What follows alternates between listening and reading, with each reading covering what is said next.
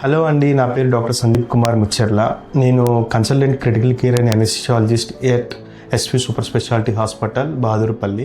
ఈరోజు టాపిక్ వచ్చేసరికి most underrated doctor in hospital and OTs anaesthesiologist.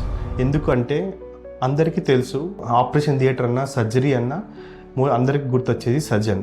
But చాలా మందికి పేషెంట్ ఇట్ సెల్ఫ్ అటెండర్స్కి అందరికీ తెలియదు ఏంటంటే ఒక ఎనస్థెసిస్ట్ అనమాట.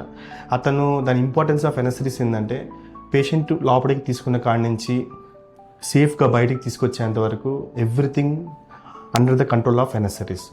ఎందుకంటే చాలా టైప్స్ ఆఫ్ ఎనస్థీషియా ఉంటాయి. ఒకటి జిఏ అంటారు, జనరల్ ఎనస్థీషియా అంటారు. జనరల్ ఎనస్థీషియా అంటే పేషెంట్ని మనం సెడేట్ ప్యారలైజ్ చేసేసి ట్యూబ్ వేసి వెంటిలేటర్ మీద పెడతాము. దాంట్లో ఏంటంటే పేషెంట్కి స్పృహ ఉండదు. పేషెంట్ని ఆల్మోస్ట్ మనం సెడేట్ చేసేసి వెంటిలేటర్ మీద పెడతాం. సర్జన్ సర్జరీ చేసుకుంటాడు. దాని తర్వాత సర్జరీ అయిపోయిన తర్వాత మనం ట్యూబ్ తీసేసి పేషెంట్ని బయటికి తీసుకొస్తాం. సో సర్జరీ పేషెంట్కి అసలు ఏమీ తెలియదు, జరుగుతుంది ఏం తెలియదు.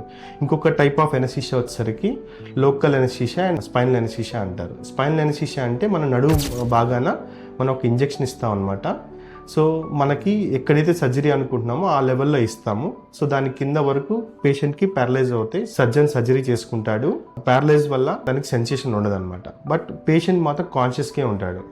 ఈ లోపల ఏమైనా బీపీ ఫాల్ అయినా, ఏమైనా వైటల్స్ డ్రాప్ అయినా మాత్రం ఎనస్థెసిస్ట్ విల్ టేక్ కేర్ అనమాట. ఇంకొక కైండ్ ఆఫ్ ఎనస్థీషియా వచ్చేసరికి ఎపిడ్యూరల్ అంటారు.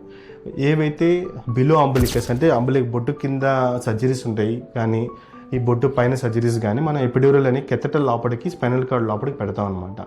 అది మనం సర్జరీ కనుక ప్రొలాంగ్ అవుతున్నప్పుడు 2 hours కానీ 3 hours కానీ ఓల్డ్ ఏజ్ గ్రూప్లో కానీ అబో 80 years or 70 years కానీ విత్ మల్టిపుల్ కోమార్బిడ్స్ ఉంటాయి. అండ్ పిల్లల్లో న్యూ బోర్న్స్ కాడి నుంచి అండ్ మంత్స్ బేబీస్ వరకు వాళ్ళలో ద సర్జరీ కంటే anaesthetist will be very difficult. Anaesthesia ఇవ్వటం చాలా కష్టం.